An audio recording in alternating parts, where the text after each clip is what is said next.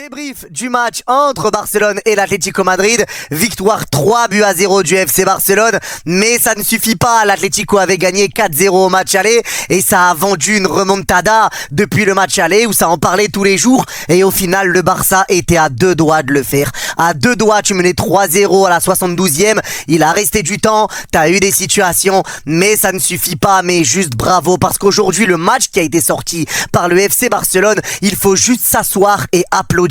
Là où tu as perdu 4-0 au match aller, certains se seraient dit c'est tout, on va pas prendre de risques, on va jouer, fin de l'histoire, on va pas forcer. Et là t'es venu pour donner tout ce que tu avais, t'as donné tout ce que t'avais, t'es venu mettre de l'intensité, mettre du pressing, de l'envie, du mouvement, t'as tout donné. Tes joueurs étaient cuits à la fin du match, cuits, ils étaient éteints. Tu voyais Pedri s'étirer à chaque fois que le ballon sortait, tu voyais que Pedri s'étirait parce que ça tirait pour lui, c'était compliqué, mais il a tout donné jusqu'au bout. À la fin du match, tout le monde s'allonge, tout le monde est cuit, personne n'a triché et c'est à souligner. Après une défaite 4-0, ils sont venus tout donner comme ça. T'as perdu 2 joueurs sur blessure, Baldé et Koundé. T'auras même peut-être plus de blessures après, on verra sur les jours à venir comment ça va se passer. Mais ce match-là, pour moi, peut clairement être le déclic pour le FC Barcelone. Ça peut vraiment être un match déclic pour la suite de la saison. Parce qu'il reste encore la Liga à aller chercher, il reste encore la Ligue des Champions et je pense vraiment que ce match-là peut faire du bien dans la tête du FC Barcelone.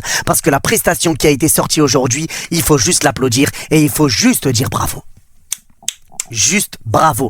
Énorme pressing. T'as revu le Barça de l'an dernier. T'as revu un Barça qui jouait très haut, un Barça qui a mis de l'intensité, un Barça qui est venu chercher très haut l'Atlético Madrid, un Barça qui, quand il se faisait avoir un petit peu dans le dos, se replaçait très rapidement, les défenseurs qui étaient solides, les milieux qui revenaient également pour bloquer les solutions de passe, et tu forçais l'Atleti soit à te rendre le ballon, soit à faire une erreur, soit à dégager en touche, soit à dégager et à te rendre le ballon au milieu de terrain. L'Atleti n'a quasiment rien eu dans ce match. Il y a eu quelques situations, le poteau de Griezmann qui était hors jeu, il y a eu là l'arrêt en deuxième mi-temps de Juan Garcia, mais sinon il n'y a pas eu grand chose à faire pour le Barça sur ce match et défensivement. Mais le Barça a tellement bien géré en termes d'intensité, en termes de pressing, tout a été très très cohérent et tu as vraiment poussé l'Atlético Madrid à ne pas exister sur ce match. Maintenant certains vont dire ouais mais l'Atlético Madrid ils ont refusé le jeu, c'est grave, ils sont venus mettre le bus. Les gars, c'est normal, ils ont gagné 4-0 à l'aller, il faut pas s'attendre à ce qu'ils viennent s'ouvrir, à te laisser de l'espace dans leur dos, mais non, ils viennent pour essayer de tenir le score. Leur objectif c'était de tenir et de ne pas prendre ce 4 buts d'écart, c'était ça leur objectif. Ils en ont pris 3, ça aurait pu faire 4, mais malheureusement tu te fais éteindre à cause de Ferran Torres pour moi, et tu te fais éteindre à cause de tes remplaçants qui n'ont pas été au niveau, et ça c'est peut-être dû aussi aux absences que tu as pour le Barça. Mais aujourd'hui c'est à souligner, personne n'a triché, et le match qui a été fait par certains joueurs, parce qu'il y en a beaucoup dont il faut qu'on parle, mais le match aujourd'hui de Cubarsí,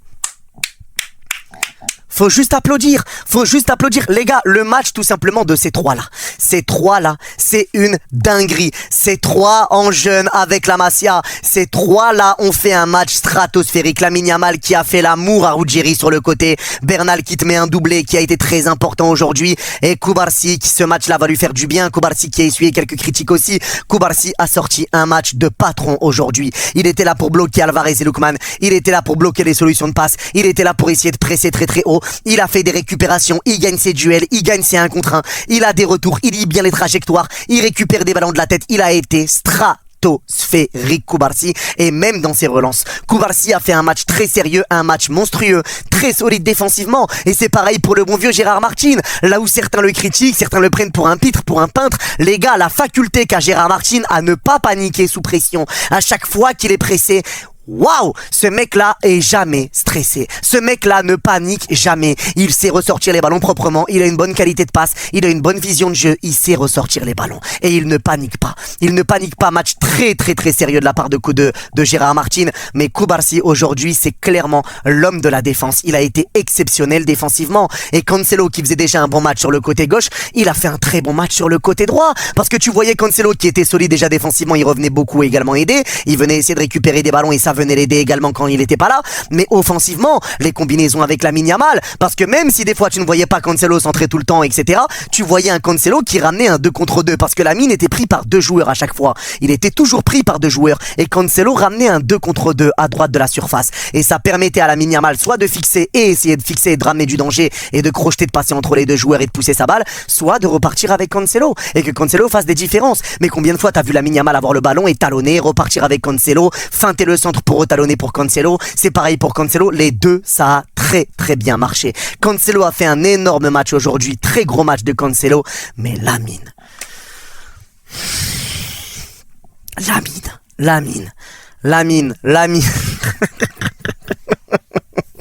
Lamine déjà c'est lui qui ramène le premier but du Barça sur le corner joué à deux, crochet entre deux joueurs, le centre pour Bernal qui pousse le ballon au fond, mais Lamine aujourd'hui a éteint Ruggeri. À chaque fois qu'il voulait faire quelque chose, il le faisait. Il voulait crocheter, ça passait. Il voulait centrer, ça passait. Il voulait tirer, ça passait. Mais aujourd'hui j'ai envie de souligner également le calme qu'a eu Lamine Yamal, parce qu'on pourrait se dire que Lamine, ouais on parle de lui comme le meilleur joueur du monde et pour moi c'est le meilleur joueur du monde, on aurait pu se dire que Lamine allait essayer de prendre le match à son compte et essayer de faire des différences tout seul, prendre le ballon et y aller seul, faire que du solo. Mais non, t'as vu un Lamine très calme, un Lamine patient, un Lamine collectif, un Lamine qui cherchait tout le temps les joueurs bien placés, un Lamine qui a essayé de faire briller le collectif. Et lui, il a brillé individuellement parce qu'il a ramené beaucoup de dangers et qu'il a fait beaucoup de différences, même sur des prises à deux. Il arrivait à te crocheter, à pousser sa balle. Ruggeri, il a passé une sale soirée.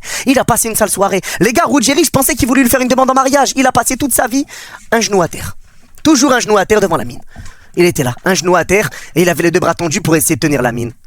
Tu veux l'épouser? C'est quoi ton but? Tu veux l'épouser? Ta demande en mariage, attends la fin du match, après tu le demandes. Toi t'es là, tu prends un crochet, tu mets toujours un genou à terre, les deux mains tendues.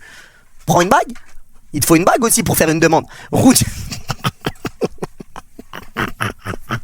Ruggeri, il a passé une sale soirée. Lamine a été phénoménal. Il a été stratosphérique. Ferran Torres décevant aujourd'hui parce qu'il a eu des situations qu'il aurait pu marquer.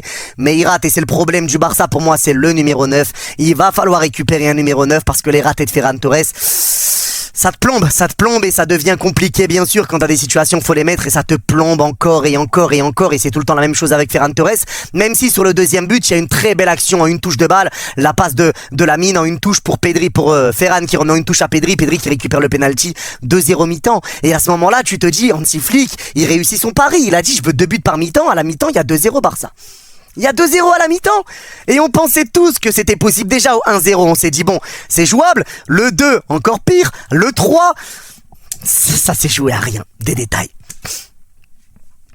À rien du tout. Et c'est pour ça que je le dis vraiment, faut respecter le Barça.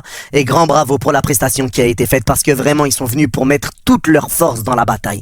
Ils ont mis toute leur force dans cette bataille. Ils ont pas fait semblant et il y en a aucun qui a triché. Même s'il y a des joueurs qui ont été un petit peu en dessous, notamment Baldé, mais je trouve que Baldé a essayé quand même pas mal de fois de jouer vers l'avant. Lui il repartait pas beaucoup vers l'arrière. Mais Baldé c'est vrai que ça a été décevant aujourd'hui. Maintenant Baldé est blessé, Koundé est blessé. On verra la durée d'indisponibilité. Mais là tu vas tomber avec des blessures et c'était déjà le cas avant l'Inter la saison dernière. T'avais des blessures qui t'ont coûté cher. Là, on verra ce que ça va donner. Je pense que ça sera Gérard Martin côté gauche et ça sera le bon vieux Cancelo sur le côté droit. Peut-être même Cancelo à gauche, Araujo latéral droit. Faudra voir comment tu joueras contre Newcastle, comment tu vas jouer et combien de temps seront absents ces joueurs-là. Mais en tout cas, personne n'a fait semblant. Ils ont tous donné et ils se sont tous donnés comme jamais. Maintenant, Bernal aujourd'hui également a sorti un match qui a été exceptionnel. Le match de Bernal, ça a été très sérieux. Il te met un doublé aujourd'hui. C'est lui qui te met un doublé dans les bons coups, sent bien le jeu, se place bien. Mais aujourd'hui, dans l'effort qui a été fait, c'est très souvent lui qui récupérait les ballons également sur les dégagements de l'Atlético Madrid. Il était très calme sous pression parce que Alvarez essayait de presser quand il y avait des dégagements de l'Atlético qui étaient rendus au Barça, mais il arrivait à conserver la balle, il faisait des bons retours défensifs, il venait aider au milieu de terrain, il venait aider sa défense, il était calme avec le ballon, il jouait vers l'avant, il était propre dans ses passes, il était propre dans sa vision de jeu, il a été buteur. Bernal aujourd'hui a sorti un match XXL et c'est peut-être maintenant que va commencer la carrière de Bernal avec le Barça.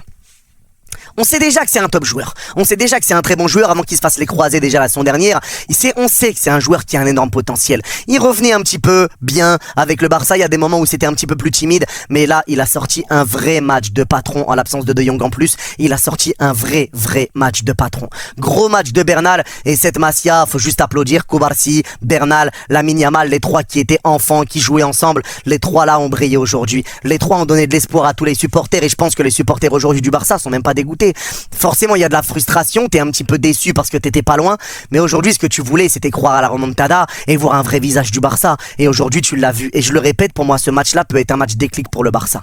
T'as perdu aujourd'hui, enfin t'as gagné mais t'as éliminé, mais ça a pas un goût d'élimination. T'as pris l'humiliation sur le match aller 4-0, tu t'es rattrapé aujourd'hui. T'as pas réussi à en mettre 4 mais t'en as mis 3 et t'as poussé jusqu'à la fin. Mais le problème c'est que tes joueurs titulaires ils étaient cuits et que tes remplaçants n'ont pas été au niveau. L'entrée de Dani Olmo ça a pas été au niveau, l'entrée de Marcus Rashford ça ça n'a pas été au niveau. Et l'entrée d'Araujo en numéro 9, c'était bien tenté comme contre Girona quand c'est lui qui marque pour donner la victoire au Barça dans le temps additionnel. Mais aujourd'hui, Araujo n'a pas touché un ballon. Il était hors jeu H24. Donc le placement d'Araujo a été dur. Ça a été compliqué. Donc c'est un petit peu les changements aussi qui t'ont un peu plombé sur ce match. Et forcément, plus le temps passait, plus tu mettais tes forces dans la bataille et plus tu perds en lucidité. Et sur le côté, ça a été compliqué. Après, Lamine Yamal avait un petit peu plus de déchets. Mais c'est normal. C'est normal parce que t'as tout donné. Et aujourd'hui, Rafinha également était le premier à presser, à faire beaucoup d'efforts, à mettre beaucoup d'envie, d'intensité. Rafinha, c'est un clébard. Il y croyait à cette remontada comme tout le monde. Et ça se voyait. Il s'est donné comme jamais. Mais avec ballon, il y a toujours un petit problème. Je retrouve pas le Rafi un peu qu'on connaît, le grand Rafinha avec toute sa qualité. Là, tu sens quand même que dans ses décisions, il y a des petits détails qui sont pas là. Il y a des petites passes ratées. Il y a des moments où il tire alors qu'il doit passer le ballon. Il y a ces centres qui sont ratés, tout ça. Le dernier geste, c'était un petit peu compliqué pour Rafinha aujourd'hui. C'est vraiment le côté droit qui a été dangereux. Mais Rafinha s'est donné. Il a fait énormément d'efforts sans ballon. Mais avec ballon, ça a été plus compliqué. Maintenant, Pedri, les gars. Pedri.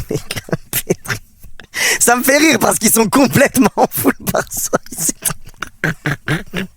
T'étais à deux doigts de la faire la remontada, il faut se rendre compte les gars, t'étais à deux doigts. Il y en a beaucoup qui voyaient pas le Barça remonter. Ils étaient à deux doigts, ils étaient à ça. L'Atleti refusait le jeu, ça restait bas, c'est normal. Mais à un moment donné, je pense que ça a dû laisser des traces dans le calbut. Ça a dû laisser des vraies traces de pneus dans le calbar. Mais là aujourd'hui, Pedri, franchement, sensationnel. Respect, et comme je l'ai déjà dit sur le début de la vidéo, Pedri, tu le voyais, à chaque fois que le jeu était arrêté, ça parlait pour est-ce qu'il faut sortir Pedri. Tu voyais Pedri s'étirer, il était pas bien. Et à la fin du match, tu le vois, Pedri assis, mort, cuit, il a tout donné. Et aujourd'hui, Pedri a fait un vrai match de patron, lui aussi. Parce que Pedri a récupéré énormément de ballons. Parce que Pedri a été omnubilé par le jeu offensif. Parce que Pedri a réussi à orienter pas mal de fois le jeu. Parce que Pedri a récupéré le penalty. Parce que Pedri jouait vers l'avant. Parce que Pedri faisait des efforts. Parce que Pedri courait partout. Tu le voyais à gauche, à droite, au milieu, derrière, en défense. Pedri a récupéré...